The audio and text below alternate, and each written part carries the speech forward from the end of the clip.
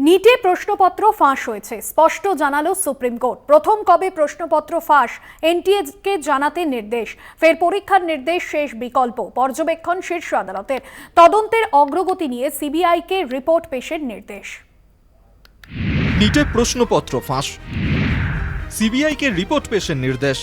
स्नातक स्तरे मेडिकल प्रवेशिका परीक्षा नीटे बेनियमेर अभियोग, प्रश्न फाঁস থেকে ঢালাও নাম্বার দেওয়ার অভিযোগ ওঠে।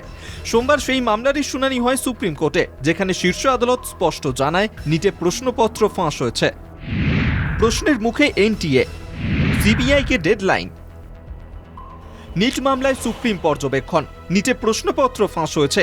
প্রথম কবে প্রশ্নপত্র ফাঁস এনটিএ কে জানাতে নির্দেশ, নতুন করে পরীক্ষার নির্দেশ। আদালতের শেষ বিকল্প, তদন্তের অগ্রগতি নিয়ে সিবিআই কে বুধবারের মধ্যে রিপোর্ট দিতে निर्देश। कोर्ट ने हियरिंग के दौरान इस चीज़ को माना कि इसमें तो कहीं कोई डाउट नहीं है कि पेपर लीक नहीं हुआ है।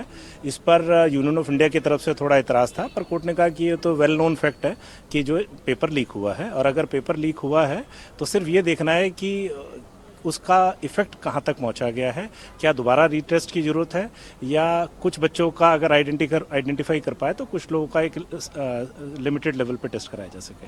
এখনো পর্যন্ত সুপ্রিম কোর্ট সরাসরি পুরো পরীক্ষা বাতিল করেননি বলেই আমরা শুনেছি, কিন্তু সেই সম্ভাবনা প্রবল। সামনের দিনের দিকে আমরা তাকিয়ে থাকব এবং আমরা মনে করি সুপ্রিম কোর্ট সঠিক দিকেই এগোচ্ছে। এই পুরো পরীক্ষা বাতিল করে নতুন করে দেওয়া হবে। আগের পরীক্ষা বাতিল করে পুনরায় নিট চেয়ে একাধিক মামলা জমা পড়ে সুপ্রিম কোর্টে। সোমবারের শুনানিতে নতুন করে পরীক্ষার বিষয়ে নির্দেশ দেয়নি প্রধান বিচারপতি DY চন্দ্রচূড়ের বেঞ্চ।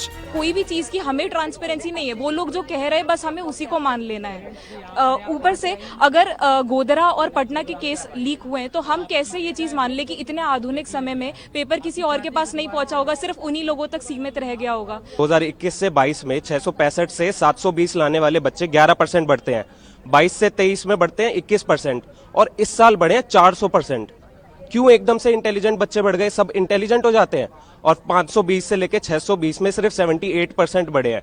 तो हम कैसे कह सकते हैं कि पेपर लीक लोकलाइज्ड है? रीनीट इज नॉट अ सॉल्यूशन।